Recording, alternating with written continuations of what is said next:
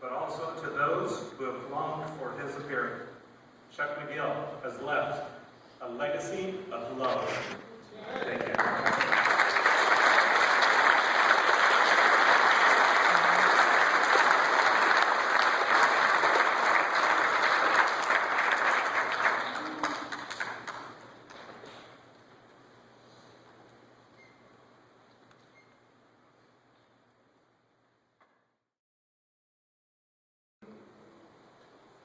Chuck was brought into my life so that I could spend time to grow up and become an after his son. And it's interesting because I grew up without a father in my life and without brothers and sisters. But I'm one of those guys that kind of got absorbed into the McGill family and quickly became part of the family.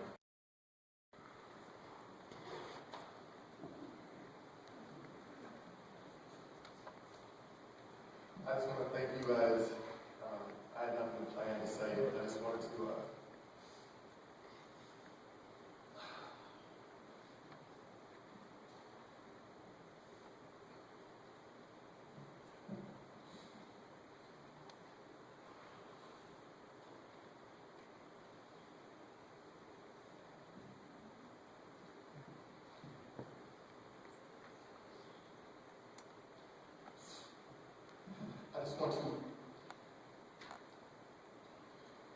thank everyone.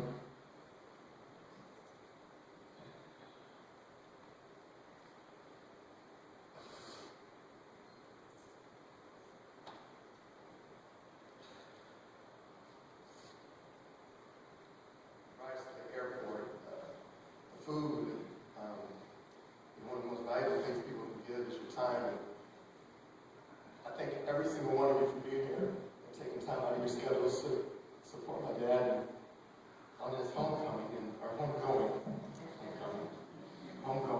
and I just want to thank you from the bottom of my heart for being here. It means a lot to me. We all have our stories.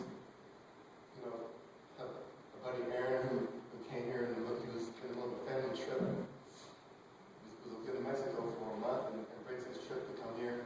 I know everybody has stories. Everybody comes, leaving work early, whatever it may be. Jake, who came here and spoke earlier, please keep his parents in your prayers. They were in a horrific accident right after New Year's, and his mom is scheduled to have surgery today, and he sacrificed his time to come. I just thank you all. It means a lot to me. I know it means a lot to my dad. I know he's in a better place. I know he's not feeling pain. Even the last couple of months before he passed, we don't get to choose our parents, but I was very fortunate to have the parents that I do have. And I'm very fortunate to live in the same household as both of my heroes, my mom and my dad. Nobody supported me more. Nobody gave me the most positive reinforcement. Nobody disciplined me. It was my parents, and I'm very fortunate for that. It's funny, I see that piano, and I don't know if there's a fear. I don't know if there's a definition or a word for fear of pianos, but I have a story to tell about the piano. I grew up, started playing the piano when I was about 3 years old, 4 years old. I hated the piano. Every day, my mom and my dad, you had to practice your keys for an hour, and I dreaded it. I wanted to go outside and play. So we lived in Oceanside at this time. I think I was about 7 years old, and I talked to my buddies across the street. It was like noon on a Saturday, and we were going to play Cowboys and Indians. So I went to my room, got my cowboy hat, my vest, my guns, a little buckskin, whatever. And I'm getting ready to go outside, and my mom was like, no. You have to practice your keys. I'm like, really? So I sat down at the piano, practicing my keys in my whole uniform, and my buddies come to the door and they asked me if I could come out and play, and my mom said, no, sorry, he doesn't know how to do his keys. And I'm,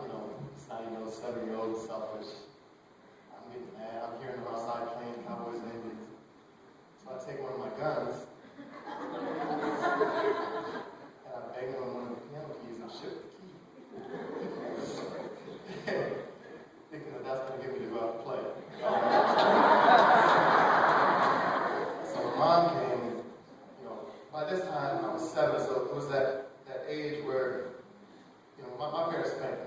So it was that age where when my mom spanked me, it really didn't hurt anymore. So she would spank me like the year prior, and she spanked me, and I'd be like, ow, ow, ow. Well, she was up to the game. She knew what was going on. So she just said, you know what? Swing to the neck or something. Well, I was at that age where I used to love to stay up. Bedtime, I want to stay up till midnight every night. It's 2 o'clock on that Saturday, and I'm like, you know what? I'm getting kind of tired. I'm going to go to bed. Because in my mind, I felt like, if I go to bed, I'm going to go to sleep. He'll come home from whatever he was doing, and he'll forget about it tomorrow morning. That's how it works. So, you go to bed. He comes home a couple hours later. I hear the kids. I hear them. I go, what? This was a grand piano that they had invested some money in. I hear, what? And then I hear, Charles McGill, get your butt in here. Well, I'm committed. I'm committed to this act. So I'm in my moment here. I'm committed. It's going to work. I know it.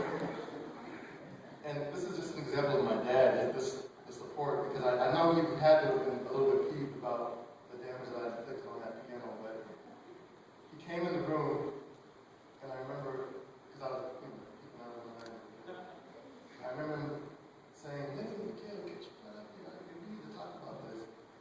And then when he saw me faking when I was faking in my whole uniform, he just started laughing. He said, come here. I mean, everything he did was with love. And that was just an example of just, him turning a situation that could have been ugly and turning it into a positive. I'm going to miss my dad. My mom, we're going to miss him. But I think that's what memories are for. He's going to always be here in my heart. And I'll always feel him around. Just a couple more stories I had to tell this. A couple weeks before he passed, it's all just extremely positive, extremely supportive. And there was some confusion on his part about him going home, so the Friday before the game, I talked to him and he's like, this food in this place is horrible. Okay, so you gotta tell the nurse that the Denver Broncos are gonna send a jet to pick me up from Crosby. And he goes, where's the game at again? I said, it's in Jersey. He's like, what airport? I said, well, there's LaGuardia in New York, and I think there's one in Jersey. I said, okay. So the airplane's going to take me from Carlsbad to New Jersey. You have to tell her that. I'm like, Dad, sure. He's like, yeah. I'm like, well, I got your back, but I don't know if this is going to work. He's like, just go with it. But he ended up finding out that he could go home the next day, and was able to, at least for that brief period of time, be home.